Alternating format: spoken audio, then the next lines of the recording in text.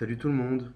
Alors voilà, avant toute chose, je tenais à vous remercier d'être aussi nombreux à me suivre, à me donner des retours par rapport au travail que je fais, au partage que j'essaye de faire aussi par rapport à ce que j'ai pu apprendre et aux choses que j'ai pu acquérir au fil de mon expérience.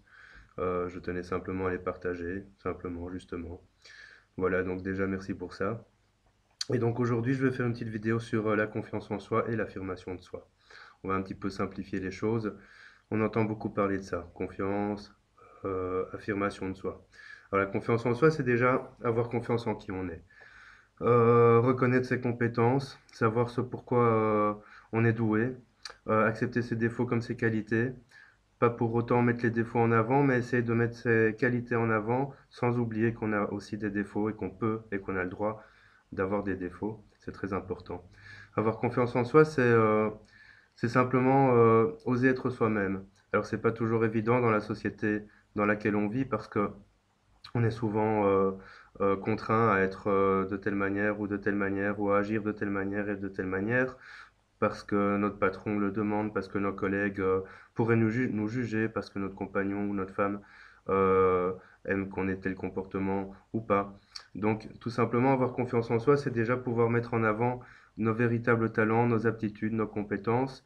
Et pour ce faire, il faut déjà être sûr et certain des compétences et des talents qu'on a. Alors il y a des gens qui sont doués pour plein de choses, mais qui finalement n'ont pas forcément confiance en eux simplement parce qu'ils n'arrivent pas à affirmer leur talent, ils n'arrivent pas à affirmer leur don.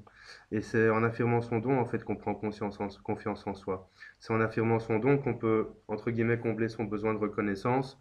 Et en comblant ce besoin de reconnaissance, ben, on reprend confiance en soi tout simplement. Alors évidemment, il y a plusieurs manières de perdre sa confiance. On peut perdre sa confiance parce qu'une personne nous a diminué, rabaissé, critiqué, jugé. Ça peut être n'importe qui, un collègue, un ami, un parent, etc. Mais on peut aussi perdre sa confiance simplement parce qu'une chose qu'on a faite n'a pas apporté le retour qu'on espérait, tout simplement. Alors pour reprendre la confiance en soi, j'ai un petit exercice tout simple qui est d'essayer de revenir sur deux ou trois choses dans votre vie que vous avez réussi, tout simplement. Réussi à faire quelque chose de positif qui vous a permis de vous sentir bien, en phase avec vous-même, qui vous a permis de tout simplement avoir confiance dans qui vous êtes et dans ce que vous faites. Ça permet déjà de un petit peu modifier la perception que vous avez de vous-même, mais ça permet aussi tout simplement de petit à petit savoir on est bon dans quelque chose, tout le monde a quelque chose dans lequel il est bon. Et d'autre part, ce que vous pouvez faire, c'est aussi essayer de dresser une liste de vos qualités, en toute objectivité. Pas de vos défauts, que de vos qualités. Voilà, je suis doué pour négocier, je suis doué pour gérer ceci, je suis doué pour organiser, je suis doué pour peindre, pour jouer de la musique, pour danser, je suis doué en amitié, je suis doué à la cuisine, peu importe. Essayez de faire une liste de vos qualités, de vos dons et de vos compétences. Ça vous permettra déjà de vous concentrer sur vos dons et vos compétences plutôt que de voir tout le temps vos défauts en disant ah oui mais je comprends pas bien ou ah oui ça je ne sais pas faire ou ah oui on dit que je suis tout le temps absent. Et ça c'est vos défauts et se concentrer sur les défauts c'est pas utile. Donc dressez une liste des qualités et en faisant ça, ce que vous faites tout simplement, essayez de mettre ces qualités en avant et de les faire aussi souvent que possible. Que ce soit un don pour la cuisine, ben, c'est de faire la cuisine régulièrement, de manière à ce que les gens puissent vous dire «Oh, tu cuisines bien, c'est bon, miam miam miam». Et alors, de cette manière, vous pouvez aussi reprendre confiance d'une manière ou d'une autre en qui vous êtes et en ce que vous savez faire. L'affirmation de soi, c'est un petit peu lié à la confiance parce qu'évidemment, quand on n'a pas confiance en soi, on ne sait pas s'affirmer. Et quand on ne s'affirme pas, on n'a pas confiance en soi. Donc c'est un peu un cercle vicieux.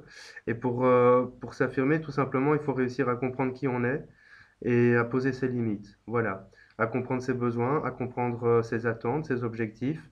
Et en comprenant ses besoins, ses attentes et ses objectifs, tout simplement, on parvient déjà à se faire respecter si on réussit à les affirmer. Alors par exemple, quand une personne vient chez vous et vous dit fais ça, fais ça, fais ça, si ça ne fait pas partie de vos attentes, de vos objectifs, ne le faites pas tout simplement. Et dites-le lui en le respectant évidemment. Mais ne le faites pas parce que ce n'est pas juste avec qui vous êtes, ça ne fait pas partie de vos objectifs, ça ne fait pas partie de vos besoins ni de vos attentes. Après, on peut faire des concessions évidemment, mais l'idéal, c'est d'être aussi juste que possible avec soi, tout en respectant l'autre. Pas toujours évident. Ça, c'est déjà affirmer ses besoins, affirmer qui on est, affirmer ce qui est juste pour nous.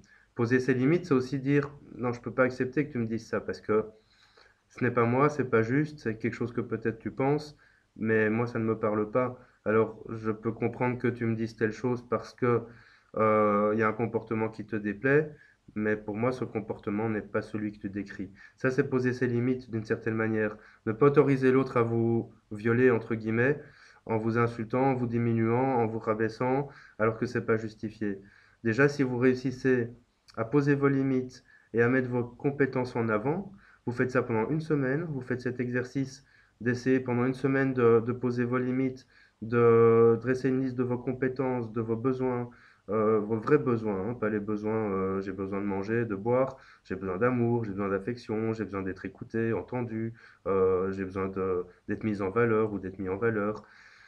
En réussissant à faire ça pendant une semaine, vous allez déjà voir que finalement vous avez beaucoup de côtés positifs et si vous réussissez à mettre ces côtés positifs en avant, vous allez voir que automatiquement, vous allez petit à petit reprendre confiance en vous.